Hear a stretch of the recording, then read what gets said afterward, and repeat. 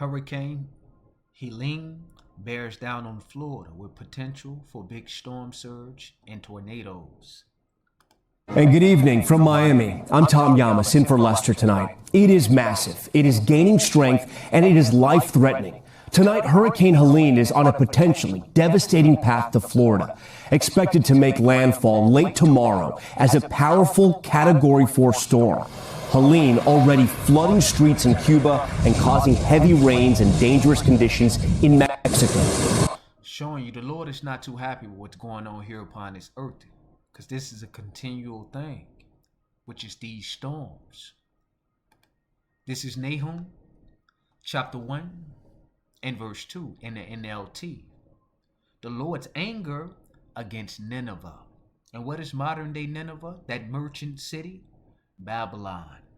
The Lord is a jealous power, filled with vengeance and rage. And this is how the Lord shows his rage and take vengeance. Let's see on who. He takes revenge on all who oppose him, who goes against his word, which is what Esau Edom, the so-called white man, has done, and continues to rage against his enemies, all of you heathen nations. And that's the reason why the Lord has you gathering for what? World War III.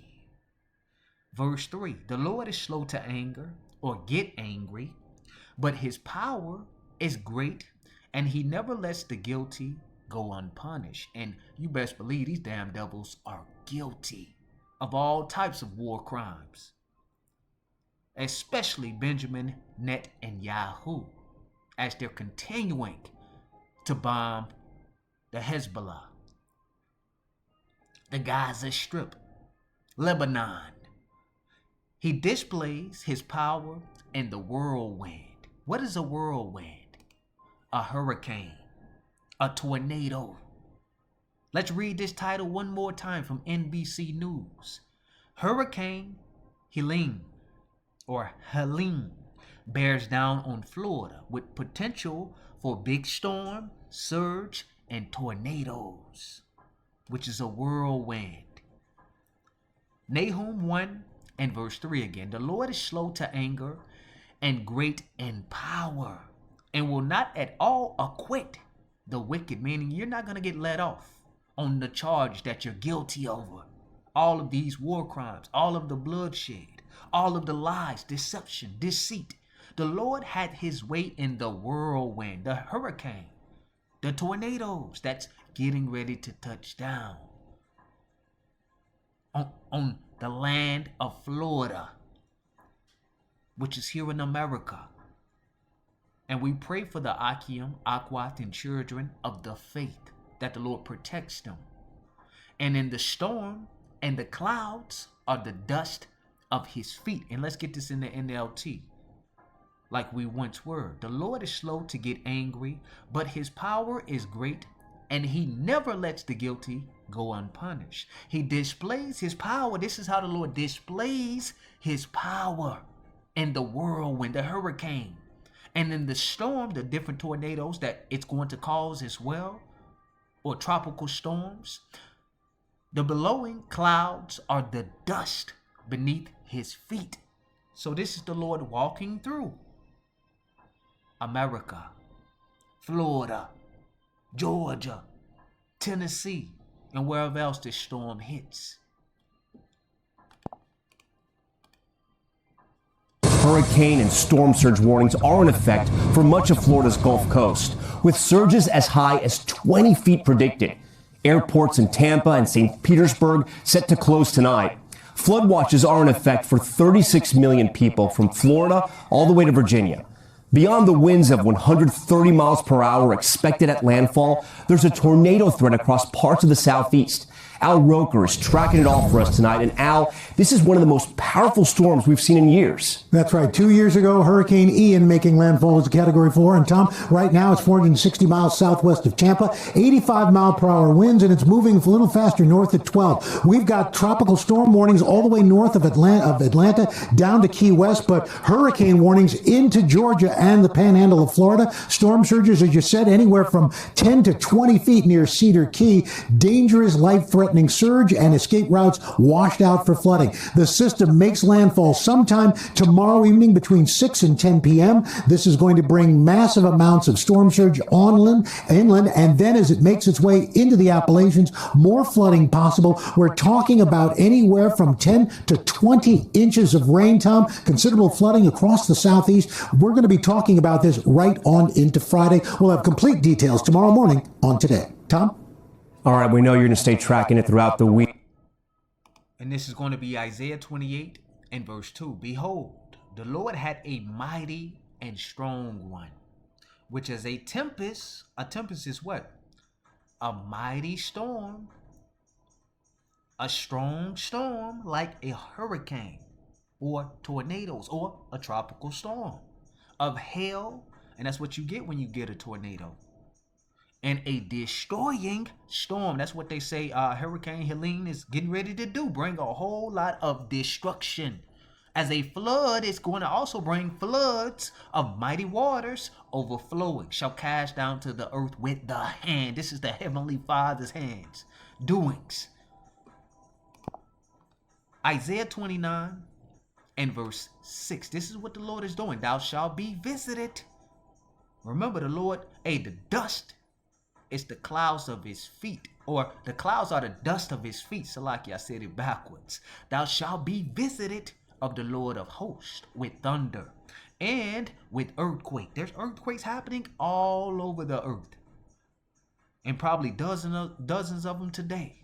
And great noise, strong winds that sound like freight trains, tornadoes, hurricanes, with storm and tempest. This is how the Lord visits. And the flame of devouring fire. So as we got storms here in the southeast, out west, it's on fire. In California, Oregon, Nevada, New Mexico, wherever else. Canada. So the Lord is visiting the earth as we speak. Week up and down Florida's Gulf Coast, preparations for Helene are in overdrive tonight. Marissa Parra is in Tampa for us, and Marissa, the storm surge there is the big fear. It is, Tom, and that's why this normally bustling Riverwalk is completely empty. It's also why you see essentially this wall of flood protection panels creating a fortress around storefronts like this one. And once again, let's show you who's responsible for the flood.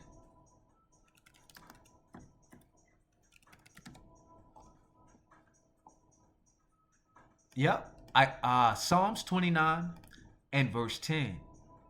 The Lord sitteth upon the flood. You see? The Lord is walking through. He's sitting. He's casting down with the hand. This has the Lord name written all over it. And yeah, you could say it's Esau's harp device. It's CERN, his technology, his lasers in the heavens. Well, yeah, it could be. But guess who controls the king mind or heart? The Heavenly Father does. Because the Lord, Yahweh Bahasham, Yahweh Shai, sitteth upon the flood. Yea, the Lord sitteth king forever. And if you know anything about a flood, you better go back to the beginning.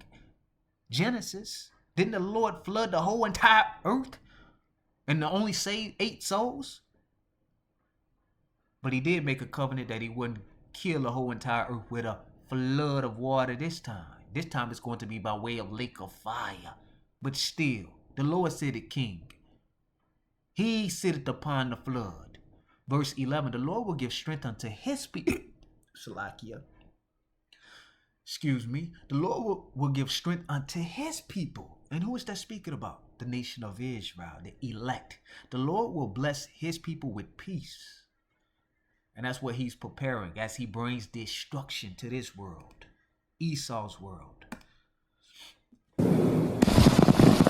After slamming Cuba and Mexico, tonight powerful Hurricane Helene now barreling towards Florida. Mandatory evacuation has been ordered. Millions of Florida residents now on the move. Officials are pleading with locals to evacuate the entire Gulf Coast from the Panhandle to Sarasota, as Helene's winds could reach 130 miles per hour. This is a really big storm.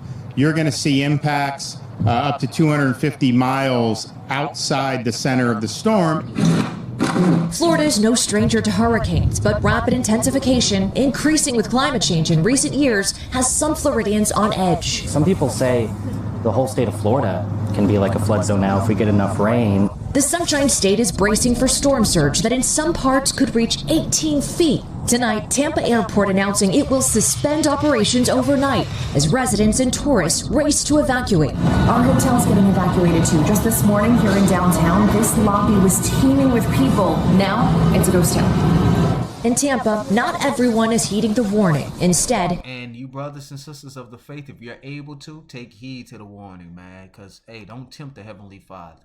This is the reason why. One of my favorite precepts, Hebrews 10 and verse 31. It is a fearful thing to fall into the hands of the living power, man. Because he's very terrible. In the NLT, it is a terrible thing to fall into the hands of the living God, man. And we don't want to tempt him. We're going to stay out of harm's way if you are able to. Because, you know, Jake, we ain't got money to leave like these heathens do. But, you know, the Lord is going to cover his elect no matter what. Regardless, but still. Doing anything they can to prepare. You are worried. Oh yeah, I'm very worried. Water, you can't run away from it. It comes on you before you even know it. But with hours until landfall, the time to prepare for Helene is running out. Marissa Parra, NBC News, Tampa. Thanks. And let's show you the most important thing you can prepare. Yeah, you can have resources, water, generators. You can have goddamn canned foods, canned goods. You can have firearms, whatever you want. But let's get the most important thing you should be preparing.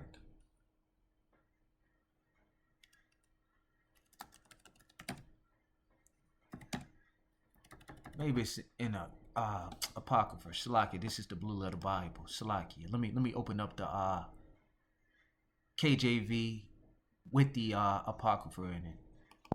I think it's in the apocrypha.